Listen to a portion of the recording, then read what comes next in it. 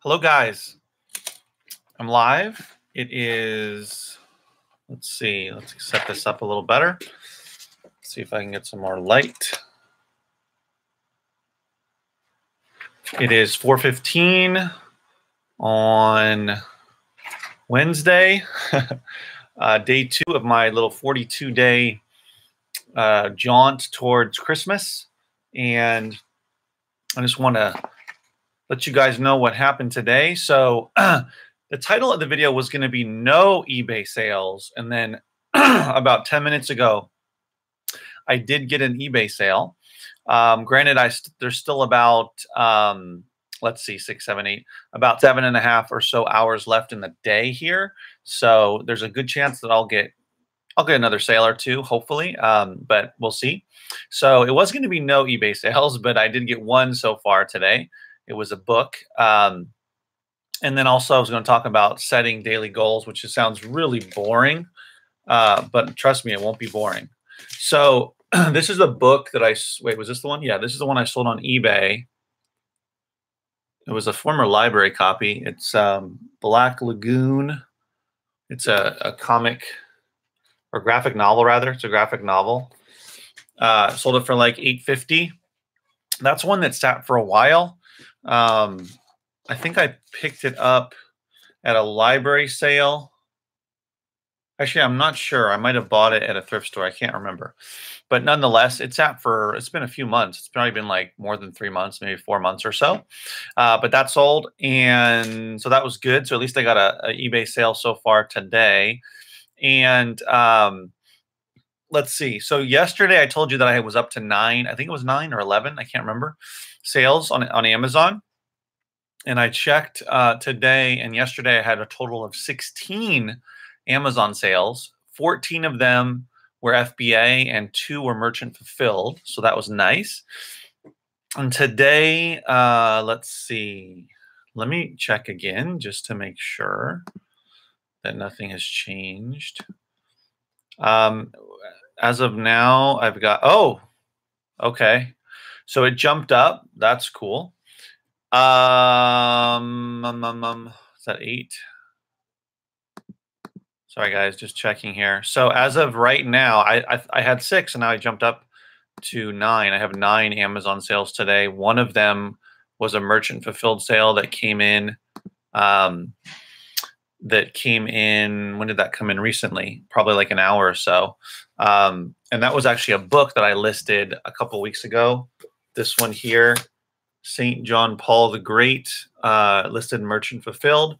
Did not go for very much money, but I'll at least make a couple bucks off of it. It's a small book, so I'll just throw it into one of these smaller padded envelopes that I have that I use for eBay.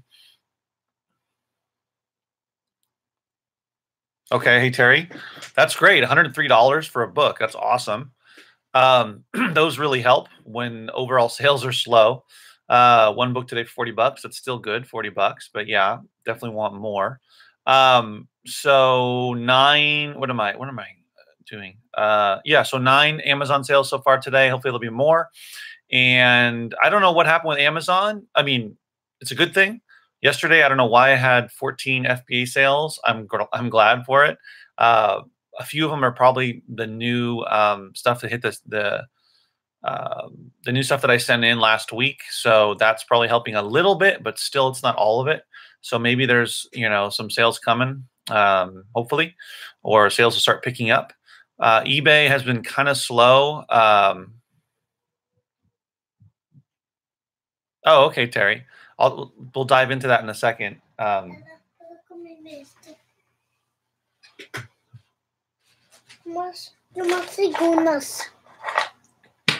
Hold on, guys. Okay.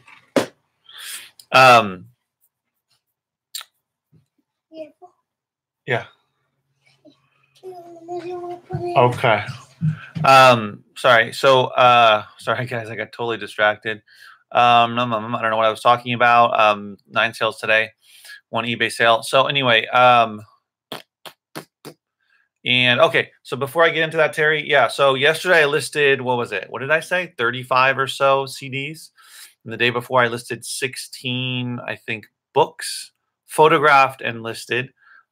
These are all eBay. And today I listed all this stuff.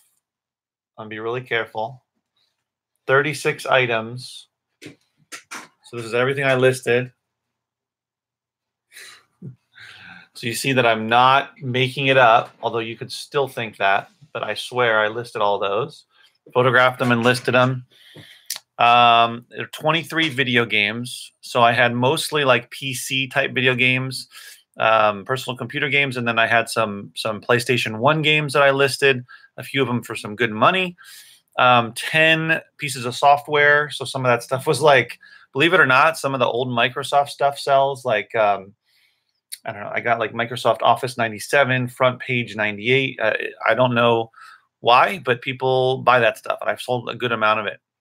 One audiobook, one of those great courses, which you're probably familiar with, and one DVD set here, DVD set that I pulled out of the Gaylord. One of the Gaylords is DVDs that I have. So 36 items I listed today. Yesterday was 35, so that's 70. So I've listed in the last 3 days like 85-ish, which is not bad for me.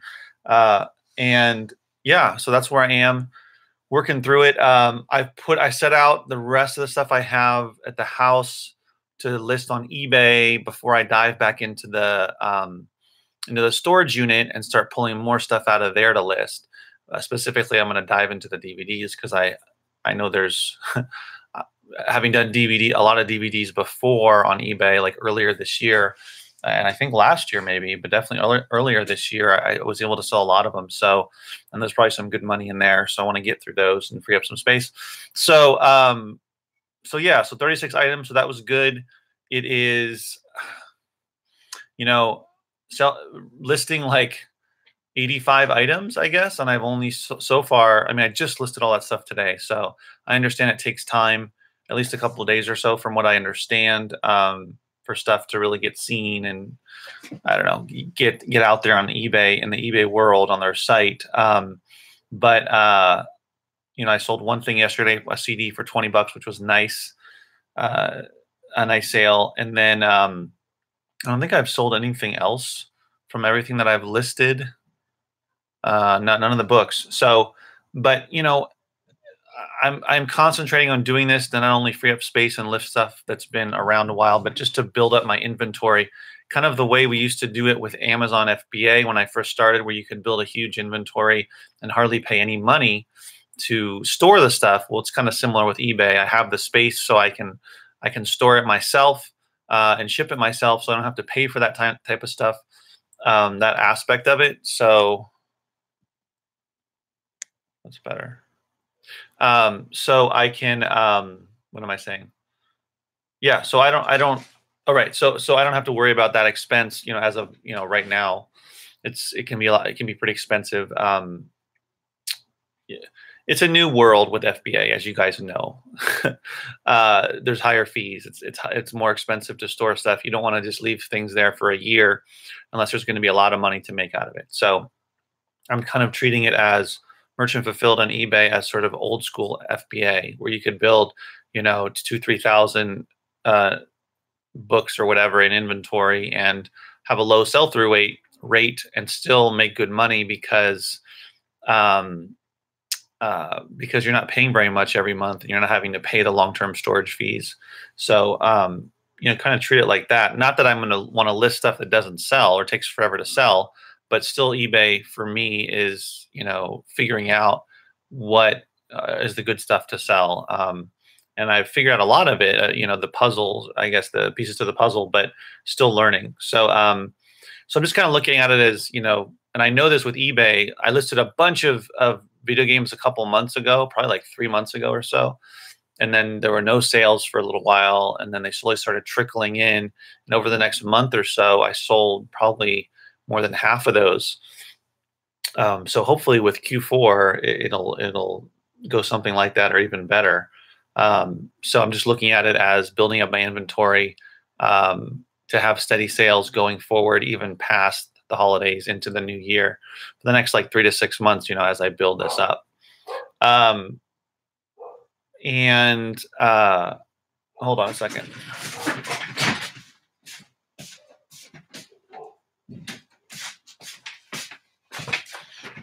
And that's, that's what I've been hearing from other sellers on the forums, and just watching some other YouTube videos from other sellers who do eBay on a much larger scale, is that it's a lot of it is building up a significant inventory, so you can have, you'll know. It's kind of like this with FBA, where you reach a certain inventory level and your sales will kind of consistently go up, and then you can get X amount of sales a day, X amount of sales a week, and every month, etc.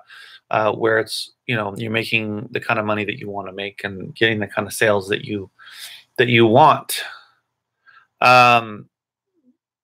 Yeah, so that's kind of where I am with that, and I've got a lot to list, and a lot of it is, which is what I was didn't want to do with eBay, is or what I was scared of, or not wanting to do that much, was taking all the photos and then doing the listing. It's not like Amazon, which you don't have to hardly ever take photos, and the offers are already there.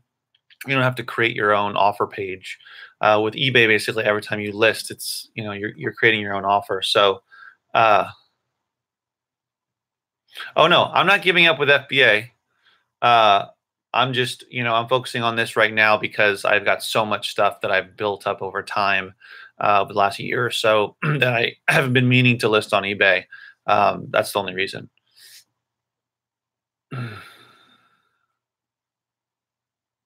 Oh, Terry. Oh, okay.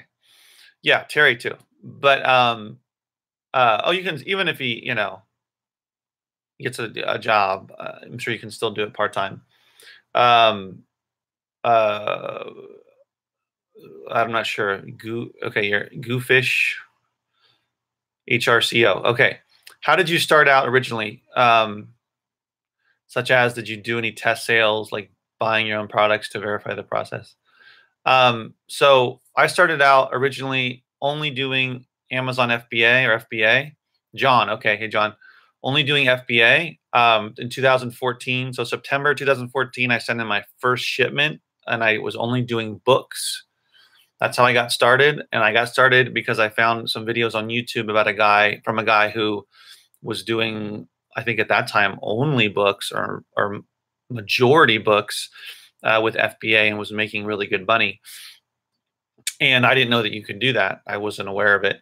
So, so that's when I started doing books, and I did books only for probably like the first year and a half or so, and I was only doing FBA. I didn't want to do merchant fulfilled. I didn't want to do eBay.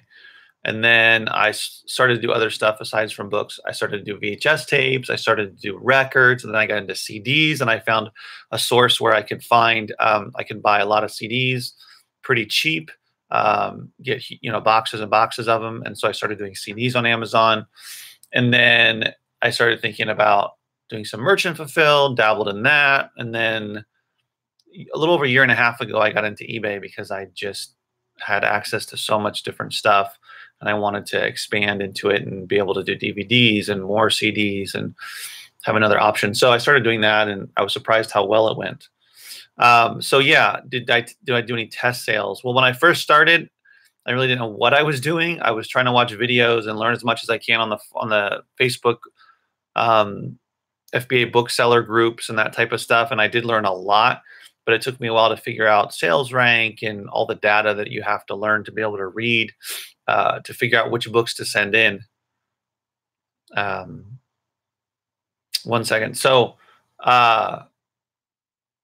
yeah, so it took me a while to figure that out, probably like 6 months or so. I had a long learning curve. I finally started to, and I was only using the Amazon Seller app. It was a while before I started using a paid app. I was pretty stubborn about that, but now I firmly believe that unless you can't afford it, that it's really important to get a paid app, especially like FBA Scan is only $10 a month, and you can access all the information you need on one screen.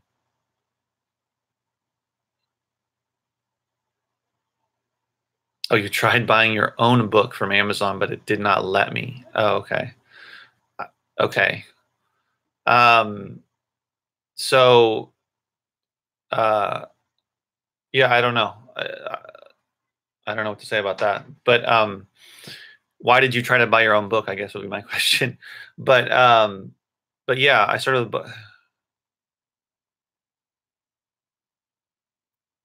Oh, sure, Michael, no problem. Selling used VCRs. Yeah, that's another one that I didn't talk about. That yeah, I've made other videos about that I've sold. I just sold a VCR about a week ago, so I've started to get back into that a little bit. I have another one up here on the shelf, not a VCR, but a desk, a dual tape cassette deck. Oh, to test the process. So yeah, I mean, if you're starting out new, so it's so different now than it was in 2014. Back then, you could send in hundreds and hundreds of books. You had to pay the inbound shipping, but there weren't split shipments, hardly any. I hardly ever got them. And then, what do you call it? The fees were much less. The storage fees, monthly storage fees, there were no long-term storage fees. Um, what do you call? I'm blanking here. So you could have your items sit for a long time before they sell. Nowadays, it's really not advisable to do that. With the new fees, I would recommend getting books. If you're brand new, you want to have books where you're going to make at least $3 or $4 and up. I would say profit after everything, after inbound shipping, after cost of goods of buying them, after potentially having them sit there for a couple of months. Well, okay, you have to wait. Let's get back. Okay. Okay. Go. Hey. Yeah, sorry. So yeah, so nowadays I would say you need to have either a price or a profit minimum before you send in a bunch of books. But it's also the way you learn. I mean, as long as they're books that are going to sell within 6 months, you should be okay. And if they don't, then you're going to want to get them disposed of. So I would be really, most important thing is no. Honestly, I mean, I don't focus on that type of stuff. I try to make as much profit as I can per item, unless it's going to sell really fast for FBA.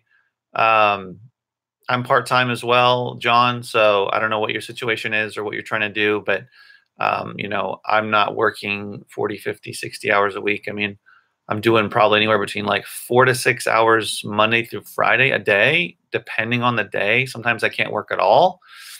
So it kind of balances out. Mike asked, do I have a video where you demo the app you use? Are you talking about FBA Scan? And no, I don't think I do. I think I have, I have a video where I connect my scanner to my phone, and then it works with the FBA Scan, but I don't think I have a video about using FBA Scan. I mean, I could make one. If you guys want, I can jot that down. But that's what you're talking about, I assume?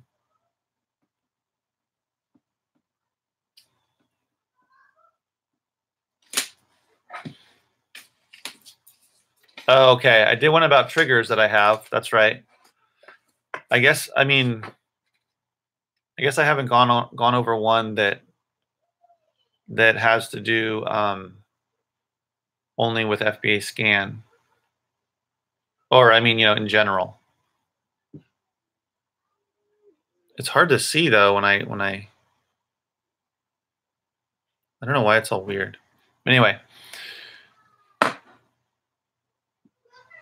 No. So John, I only do media. So I only do books for Amazon. I only do books, CDs, audio books, video games.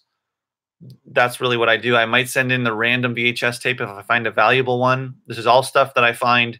I used to do only thrift stores, but now I do bulk. So I buy Gaylords, big, huge boxes of media, either books or CDs. They have some of that other stuff in there, or I can get mixed media that has CDs, DVDs, software, audio books, video games, etc. Whoa.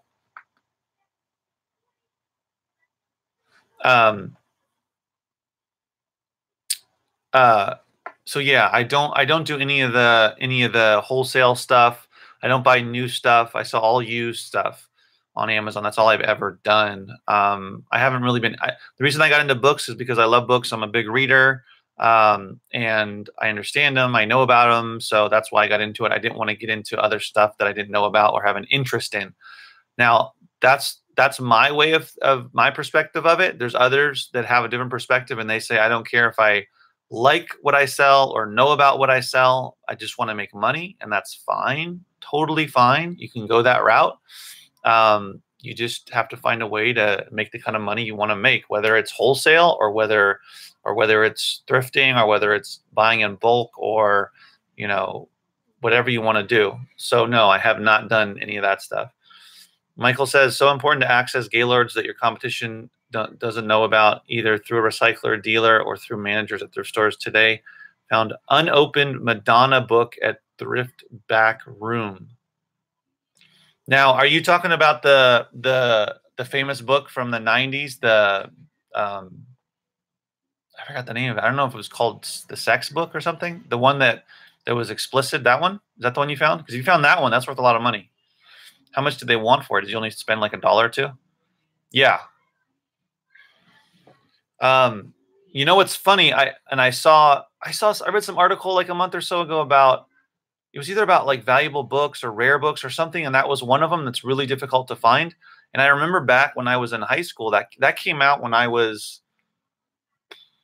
think I was like a senior in high school, and I remember it was out in the bookstores back in the day when, in the 90s, early 90s, when there were bookstores everywhere, and there was like stacks of them.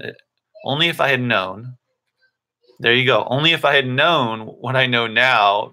I don't know how expensive they were when they first came out. They were probably pretty expensive, but they probably weren't $200. I could have cleaned them out and held on to them for 20 years. But anyway, so I remember it was a big deal though when that thing came out. It was like a racy thing. But that's a great book. I've never found one. I haven't seen one since then. So that's awesome.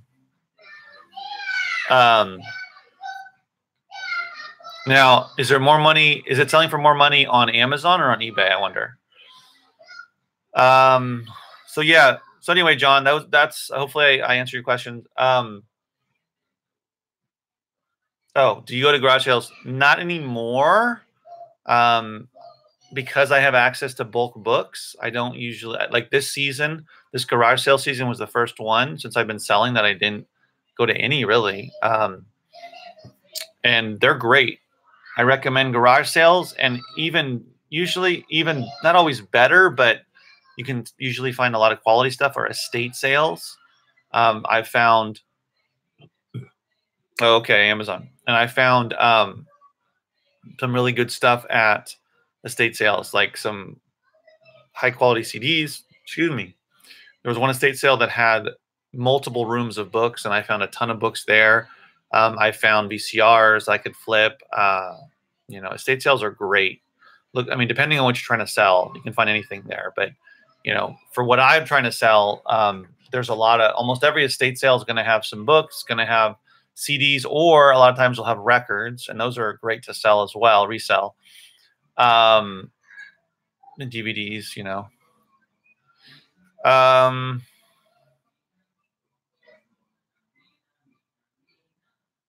Mike asked, what are the fees for merchant fulfilled?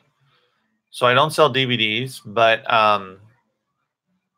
let me think here.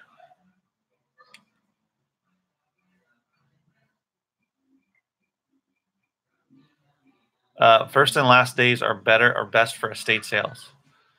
Yeah. Everything's out the first day. Yeah, I mean, just go. Definitely just go. John asks, is eBay better to sell used items than Amazon? No, I only did Amazon in the beginning. Actually, I only did Amazon up until a year and a half ago. So for what, 2.5 years? And it's great. I mean, there's plenty of people making full-time incomes or significant part-time incomes just selling used books and other used media, CDs, records, etc. on Amazon. So the thing is, though, a lot of things you can sell for good money on Amazon, you cannot on eBay. Generally speaking, you can get more money on Amazon than eBay in general, but then there's certain more collectible things or harder to find items that often are better on eBay. So for CDs, you know, some like popular title that I can sell for $12 on Amazon maybe is going for you know, I don't know, $6, $7, $8 on eBay. So the difference is, though, depends on how you're selling it. So if you're doing if you're doing FBA on Amazon, there's going to be higher fees. eBay is pretty cheap. It's only basically like 15% between eBay and PayPal. So it's really low fees, but you got to have enough money to make. I mean, I have a little thing over here where, so for instance, to make $3 off, this is for a CD, a single CD with one disc, to make $3 profit after everything on eBay. I had to sell it for $6.99. In order to make like $5, I got to sell it for around $10 or a little less. So, so yeah, I wouldn't say it's better. I just say that one is, they complement each other. So one thing a lot of book resellers have been doing on Amazon, because of the higher fee, so higher fees between the split shipments and the long-term storage fees. A lot of people have been doing is moving their longer tail books onto eBay, or sometimes cross-listing them or doing merchant fulfill. But a lot of them moving to eBay for the stuff that sells for, let's say, over $50, and it's going to take months to sell or a year or so. And they're moving them onto eBay, and they're seeing better sales there for similar prices and lower fees. That's one thing I know of a guy in particular who posts a good amount on the Facebook groups for reselling books. Is he used to, excuse me, he used to be almost all FBA, and now he's moved a lot of that older, the longer tail books onto eBay. And I asked him on there, I said, how many? I think he said he had like 600 individual books. So,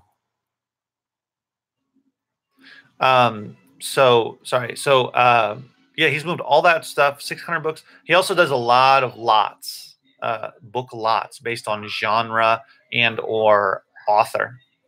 So a lot of people are moving towards eBay, not 100%, but to supplement and to try to make as much money as they are on Amazon with eBay, just in case things get crazier with Amazon, because they seem to just be squeezing the third-party sellers, which is a huge chunk of their sales. But they seem to be squeezing us, especially the booksellers and other like media sellers for used stuff. They don't want people having their stuff sitting there for a long time. They'd rather have you do it merchant fulfilled or just not sell on their platform. What shipping do you use for eBay?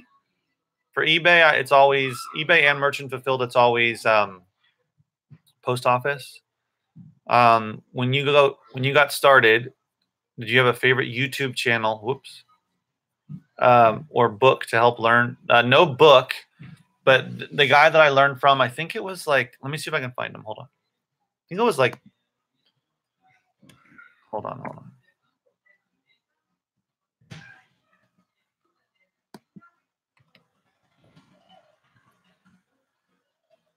Yep, Picking Profits. I don't know if he makes yeah,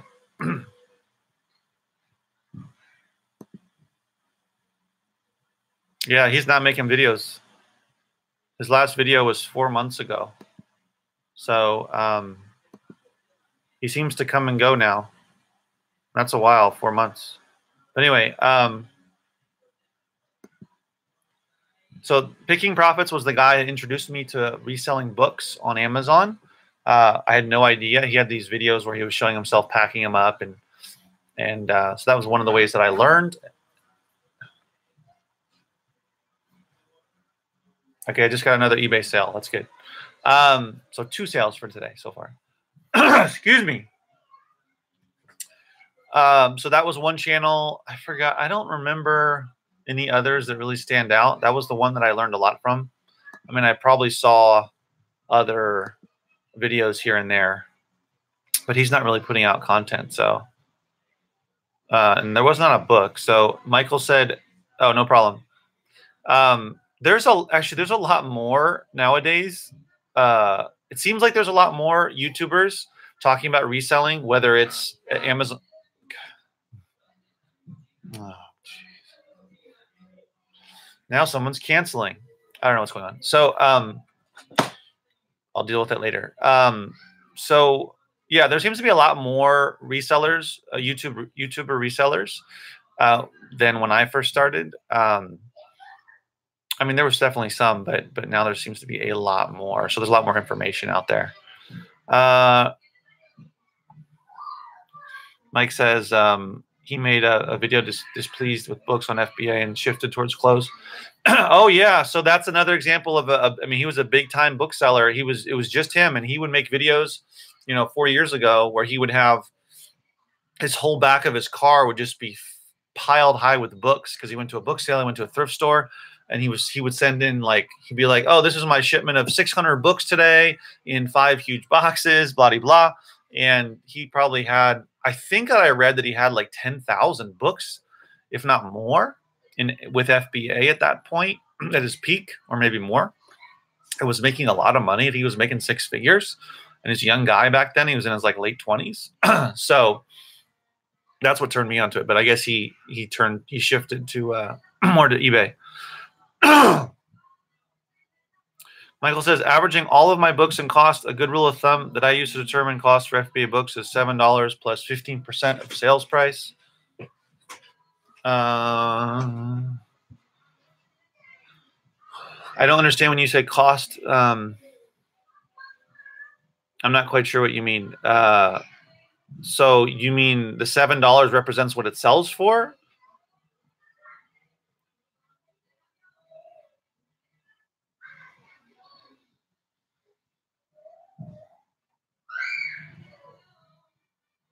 Your Amazon cost.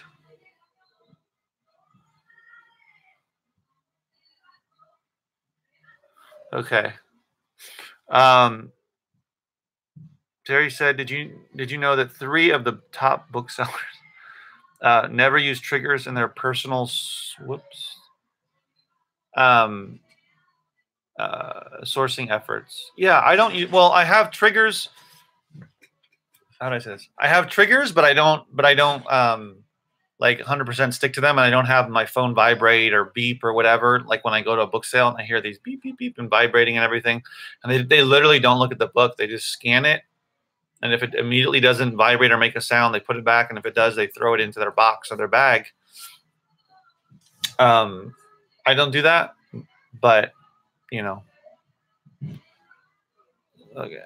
So if I sell a book on Amazon for $20, it will cost me $10 in Amazon fees. Right.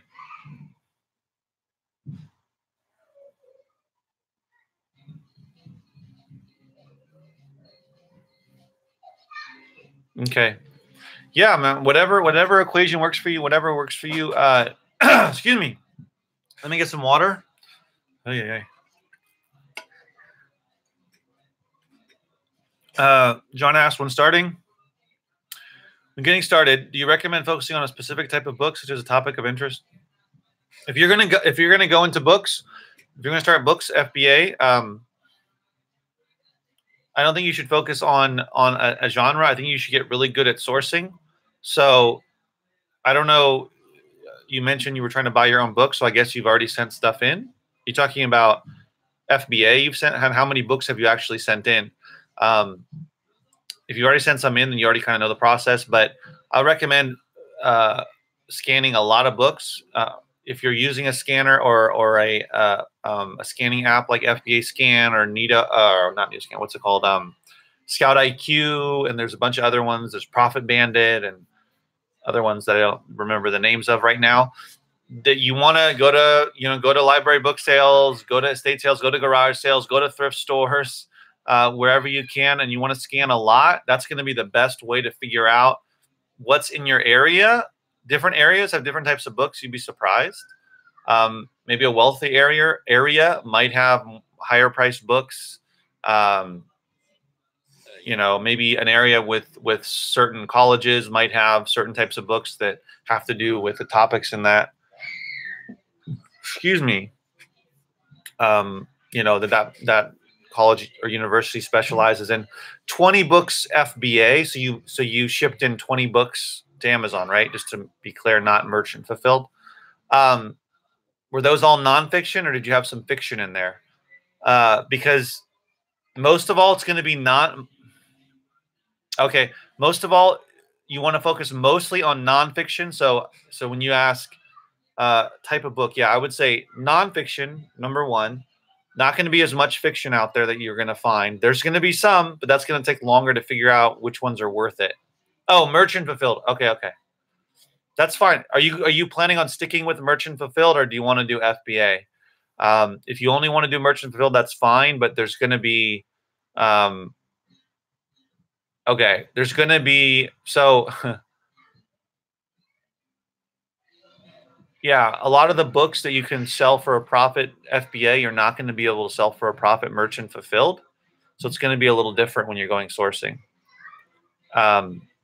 Okay, that's fine. That's good. So yeah, it's a different animal.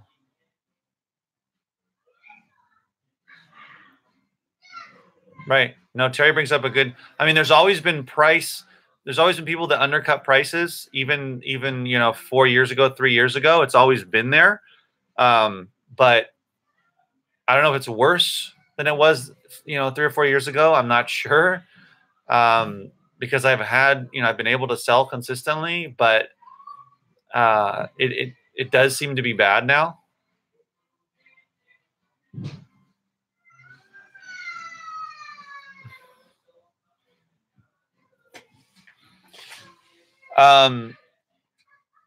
So sorry guys, there's a lot of comments here. So back to John. Not sure how to sell when there are many sellers. So if you're doing merchant fulfilled, first of all, I would try to, and their books. John, have you used? Yeah, don't worry about that. So, oh boy, there's a lot of things to talk about. So merchant fulfilled, John, do you use the Amazon fee calculator to figure out how much profit you would make? Have you used that? Okay, good.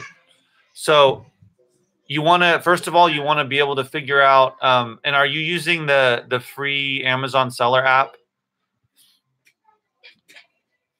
Because if you are, I would recommend trying out FBA Scan. I mean, you can try out another one too, but that's the one that I use.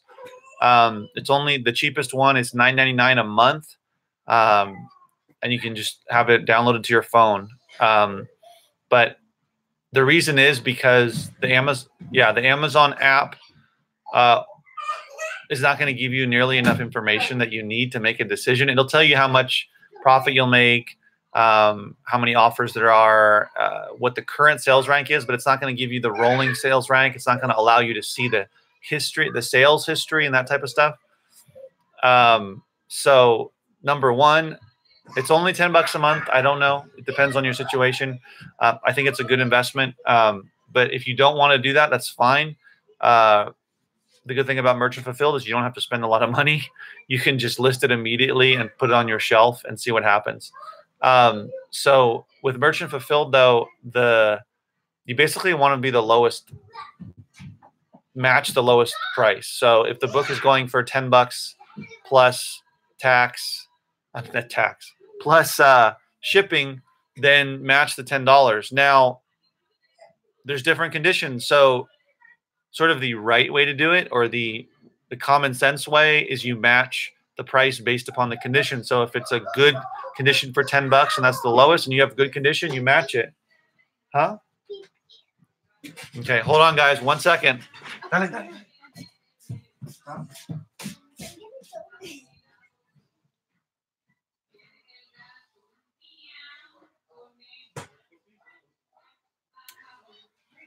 Hi, I am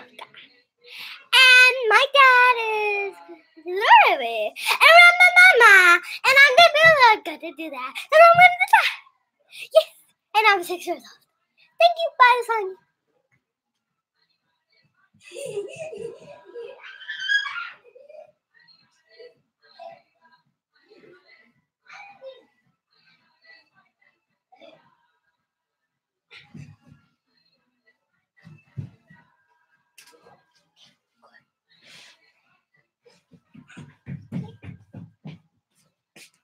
Hi. No. All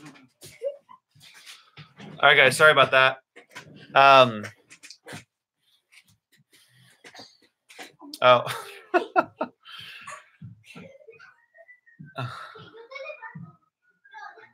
Oh, was she being silly? Okay. I had to take my son to the bathroom. But they were saying hi to you. Wait, what? Yeah. Do you want to say hi?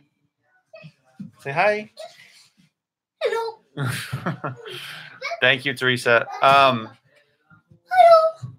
I can't see you. All right. That's it. That's it. That's it. That's it. No. Hello. Okay. That's it. I have 8 books titled Thomas Murphy. Hold on. Let's do this. Let's do this. Let's go.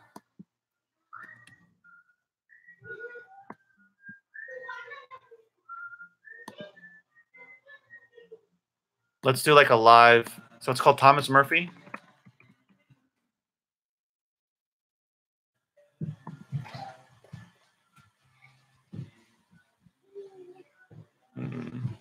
Okay.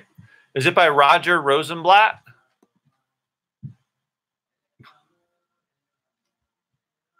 Let me see this. Oh, yeah. The rank is really high. It's a million. I was going to say $1 million.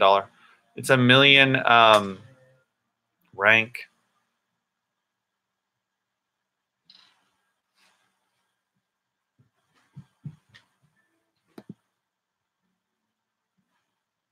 Okay, so here's the problem, John.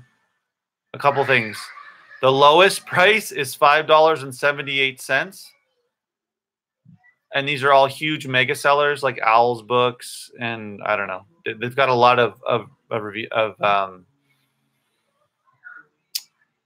feedback ratings. So it's too low because you're not doing free shipping. You're doing, okay, look, like the next one. So Books for Goodwill something is selling $241 plus $3.99. So what is that? Oh man, that's for what? Oh yeah, that's $6.40. So in order for you to make even like a couple bucks, you're gonna have to sell the books for at least like $4 or $5 plus shipping.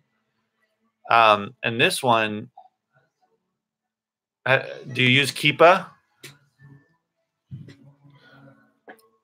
Oh, thank you, D. Yeah, hit the like button if you feel so inclined.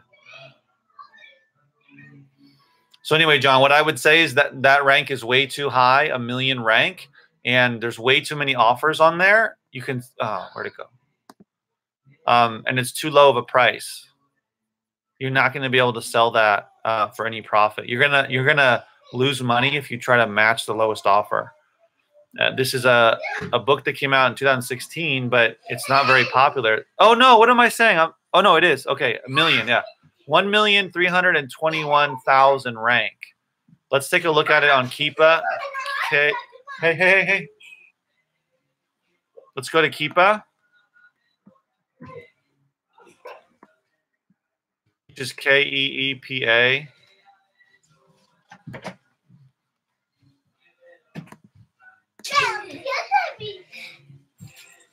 Yeah. So in the last 3 months, this book has sold 1, 2, 3 times.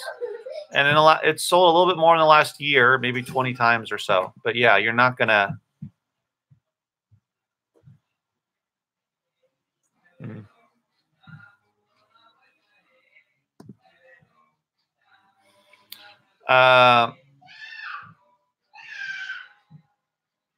Yeah, John, I wouldn't do that one because the rank is too high. So wait, hold on. So I thought there was something else back there.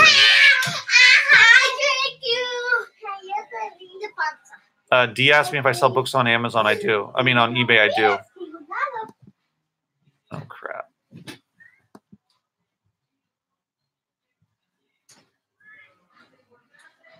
Yeah, don't try to sell that one, John. I would. It's probably not going to go for much on eBay either.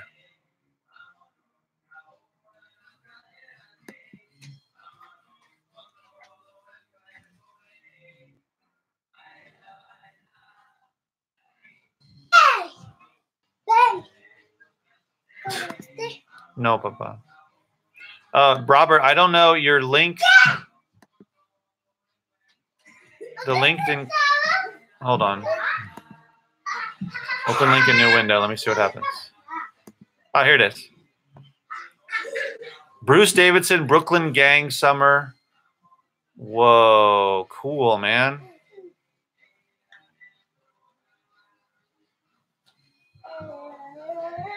Wow.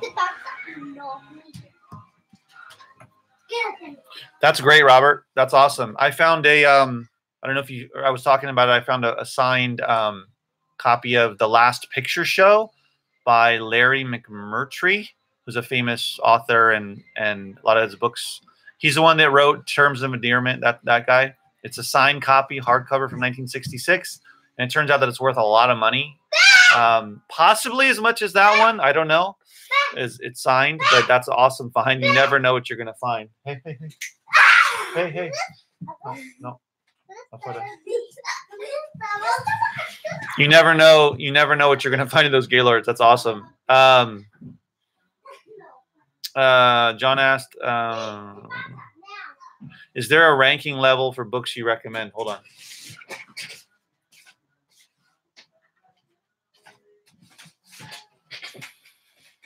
So for books, okay. Yeah, what I would say is get used to looking at Keepa, KEEPA.com, and look up the yeah, 375. That's awesome. Excuse me. Awesome find. Yeah, I was excited to find the one that I did. Sometimes those Gaylords, man, they can have some. It makes you wonder what people are thinking, right? The book I found was clearly from a collector because it had a little piece of paper in it that had all the information about it, the estimated value, the condition, blah, blah, blah. And it was wrapped in the dust jacket protective plastic cover. So it was something that clearly was going to be sold, I don't know, at some book dealer's place or whatever. Yeah. Yeah. So John, yeah, Robert's saying to use Scoutly. I mean, you can use a variety of apps, whatever it is. There's a lot of good ones out there. FBA Scan. There's that one. There's what's the other one? I just said it. Scout IQ. Something like that. I don't know. But yeah. One sale in 6 months. Yeah, I mean, you want to get used to. So it depends on the app you use. So if you use FBA Scan, it shows you how many sales it's had in the last 6 months. How many days have had at least one sale in the last 6 months, and then it shows you the sales rank. So basically, if it's over 1 million rank currently, usually it means it's not selling that often. You know, we're talking. I mean, that one only sold 3 copies in the last 3 months, and probably 20 or so, 25 in the last year. So it slowed down significantly. So yeah, just because a book is ranked 1 million doesn't mean it's not worth looking up, or I mean, it's not worth trying to resell, because there could be a lot of money in there.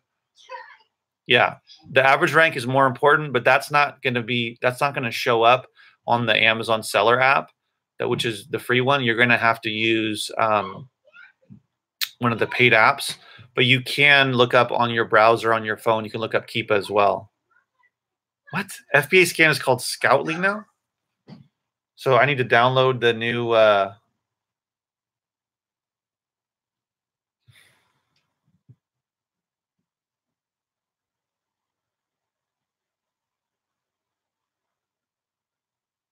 sorry, okay, I didn't know that. So I guess I have to update it. But anyway, yeah, Scoutly, I guess. I don't know why they changed the name. FBA Scan was fine.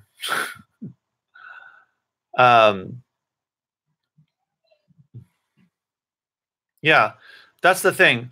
I'm not telling you the million rank doesn't make sense. The current rank is not what's important. It's how many sales there have been in the last 3 to 6 months or in a year, and what it's selling for, and how much competition there is. So how many other, if you're doing merchant fulfilled, if there's 50, I mean, the book you told me, there's 92 offers. That's way, way too many. Yeah, but it depends, you know, Robert says 1 million is a great rank in my opinion. It depends on the book. This particular book, not so much, but there's plenty of books that a million rank is great. It makes sense, whether you're, depending on if you're doing merchant fulfilled or if you're doing FBA, but for sure, don't be scared of the higher ranks. It should auto update. Okay.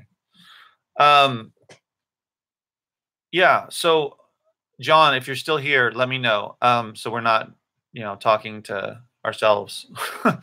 But if John, you're still here, I would say, yeah, to get familiar with, I don't know. Okay, maybe you're not here. John, are you here? Let us know, and I'll stop talking for now about it because you might not be here. Okay, still here. Cool.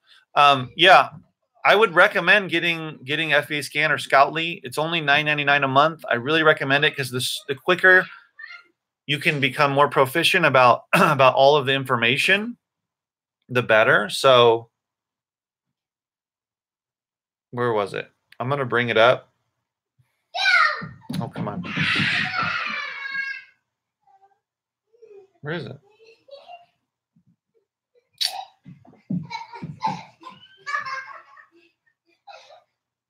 I don't even know what these are. So there we go. So you can see, John, we've got everything here. We've got the current and rolling sales rank. We've got what do they call it? Days with sales. So how many sales, how many days had at least one sale in the last 6 months?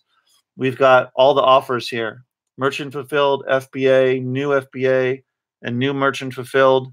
And then down here, you can click on this one here, and it goes to Keepa so that you can see the quick little chart if you need to.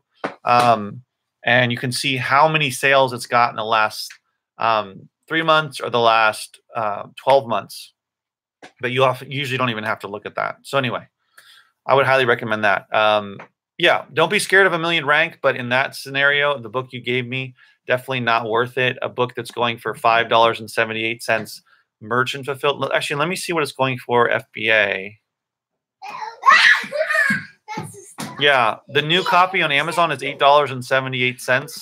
So I highly doubt that there's very much money in that book, even if it's a small book, size-wise, because they base it on, you know, dimension and weight has a factor as to how much the fees are going to be. And a book that's, if Amazon's selling it for $8 and change, you're going to have to sell yours FBA for a little bit less, a good amount less. Yeah, there's got to be more meat. So a book like that, you're going to want to, I mean, the merchant fulfilled, since you're only doing merchant fulfilled, I would say try to stay at, like, for those smaller paperback books. If it's a big, heavy book, this is different.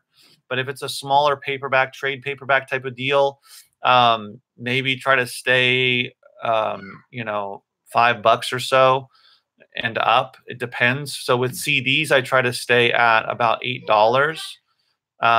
So my shipping's about $4. So wait, is that right? 3, 7. Yeah. So usually for the CDs, I try to have merchant fulfilled. I'm saying I try to list them for above $3. At the very low end, more like $4 is more comfortable for me to make at least $2 or $3 a profit.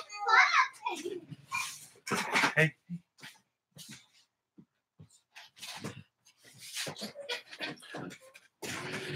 Oh, it's hardcover. Oh, was I looking? Oh man, I'm looking at the paperback. Sorry. Hardcover. There's still a lot of offers for the hardcover. Okay, let's see the hardcover. I was looking at the wrong one.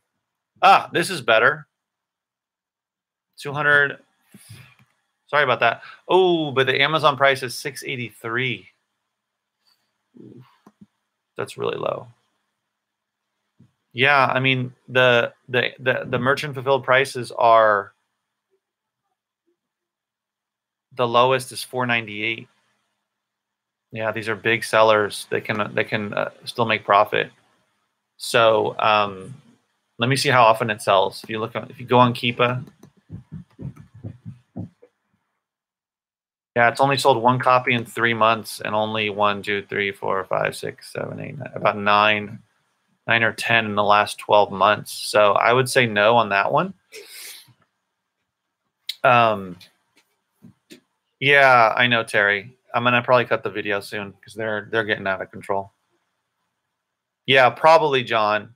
That's probably not the right one. If you had 8 copies of a better book, I would say yeah, for sure. So like I said, for merchant fulfilled for CDs, which weigh a lot less, I try to be close to like on the very low end, like $4, I would say. So I can make a couple bucks. But I tend to try to go for more than that, you know, closer to like double that or more. But I can still make a couple bucks. So with books, they're heavier. So you're going to probably want to list it for a little bit more, but use the calculator. Yeah. Use the calculator, you know, or I mean, in the app, you don't need the calculator, but it'll tell you what your potential profit is.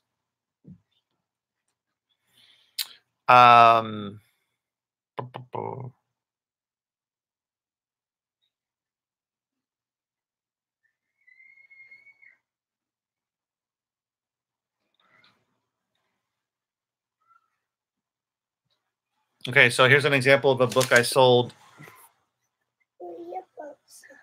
Okay,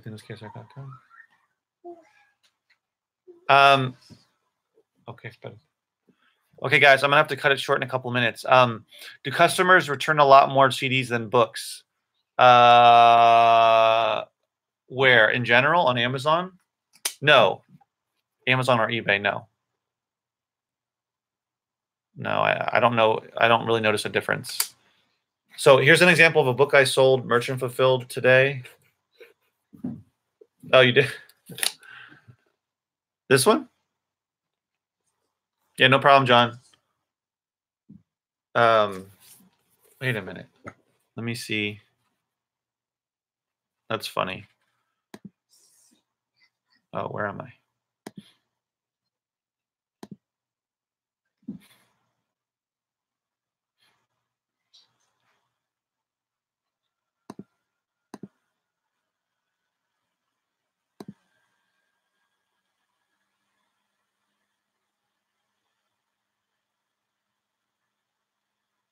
Yeah. Anyway, so yeah, I sold this book today, this merchant fulfilled book for just under $5. I don't know how much I'll make off of it. At least, I don't know, $2 or $3 or something. I'd have to look it up exactly. But yeah, that's so funny that you sold it. The FBA prices are like $12. Oh yeah, I was gonna talk about daily goals. I don't know if you guys. There's not much time now. Yeah. Let's see. I mean, all I was going to talk about with daily goals was that, you know, everybody's different when it comes to goals. Like, so as an example for the stuff I've been doing on eBay, I've been setting daily goals of these are the items I want to list, take photos of and list today, and just make sure that I get done with that, right? I don't write it down. You can write down your goals or not. It's totally up to you. But, you know, just basically, I think it's important to set some sort of goals, whether you write them down or not. You can keep them in your head. But when it comes to this, you know, I used to do this when I was doing just FBA, where I would always make sure the further I got into it, like probably like a year or so, I was consistent with sourcing at least 3 or 4 days a week. And then I was sending out weekly shipments, and my inventory, you know, slowly growing because of that. You know, if you're like Robert and you're doing bulk and you have access to that type of stuff, you have constant books to go through. So, but if you don't have that type of situation, then you need to go out there to the thrift stores, to the garage sales, to the library sales, that type of stuff. So So those daily goals will eventually, you'll eventually hit some weekly goals and monthly goals and that type of thing. And yeah. So whether it's FBA, whether it's merchant fulfilled, whether it's eBay, just be consistent with it. Just have consistent daily effort. Do a lot or a little, but just do something every day. Everyone's situation is different. John's just starting out. Robert's been doing this a long time. I've been doing it for a good amount of time. Terry's been doing it for a good amount of time. So it just depends on your situation. But if you're brand new, try to do a certain amount every day, whether you're doing FBA or merchant fulfilled or eBay. Try to source a little bit every day, or try to list a certain amount every day. Maybe you have a pile of books you need to list and say, I'm going to list 10 of those today, whatever it is. I mean, this is not like, I'm not imparting upon you like some brand new information or anything, but I just think it's important to have, whether it's written down or whether it's in your head, some sort of daily goals that you can try to hit that will snowball. And then over a few days, over a week, over a month, it'll become much bigger than you thought was possible just by doing something every day, being consistent every day. You don't have to work 7 days a week. I don't work 7 days a week. You can take the weekends off. You can take Monday off, whatever.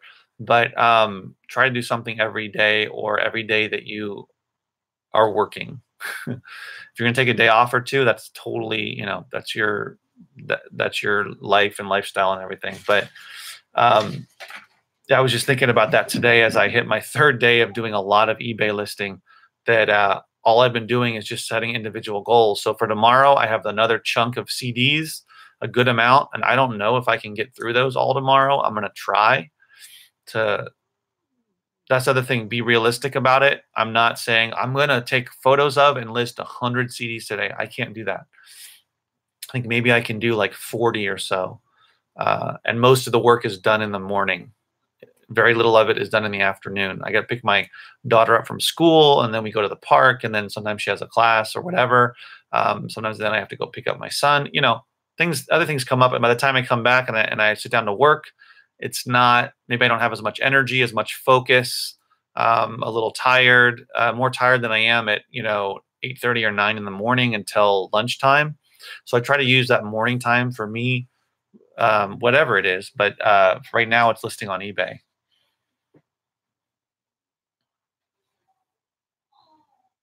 Yeah. Yeah, for sure. If you have a big pile, if you got 200 books to list, don't feel bad because you haven't done it. Just slowly work at it. That's what I did when it came to all those CDs I had in my storage unit. I just slowly went at it, and it was it was pretty frustrating, really frustrating sometimes. It just seemed like I would never get through it, but I finally got through it all. Oh yeah. I mean, I have young kids, and trust me, energy runs out after a while. But do as much as you can. You don't look at someone else's way of doing business and say I've got to be like them, unless you really want to. But I would say focus on what makes sense for you. Don't compare yourself to other people. Focus on your lifestyle, your balance, your goals, whatever they may be, and go for it. Yeah. So yeah, Teresa makes a good point. If you got a bunch of the death pile, as people call it, just slowly go at it. Don't try to do 100 books at once. You can't do. You just slowly go at it, and before you know it, it'll be done. All right, guys, I got to take off because the kids are kind of going crazy. I got to feed them and hang out with them. And hey, BB, Ben, BB, come on. No, come on.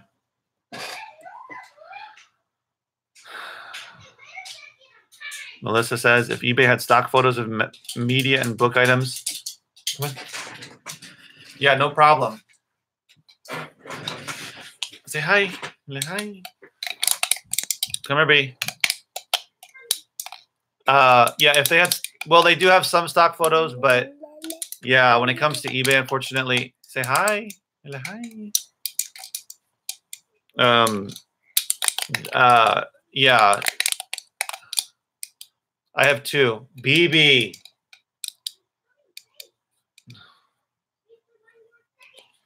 John says hi. Well, I'm in Southern California, John, so pretty close. I was actually born in Arizona, not in Phoenix, but. Okay, yes. Come on. Yes. Now what? No, come on. Oh. Here they are. Say hi. Hi. Yes, yes. Oh my gosh. Look, she says hi from Rochester, New York. Snow. Ooh. One of them has snow. Can you imagine? Hey, we don't get any of that. Oh, cool. All right, John. Okay. She's 6 and he's 3, almost 3.5. So here they are. You know, when I made videos a couple of years ago, I put a lot of her. She was in a lot of them, and he was in a couple when he was a baby. I'm not ahorita. But anyway, that's enough. So, all right, we're gonna say bye. Okay.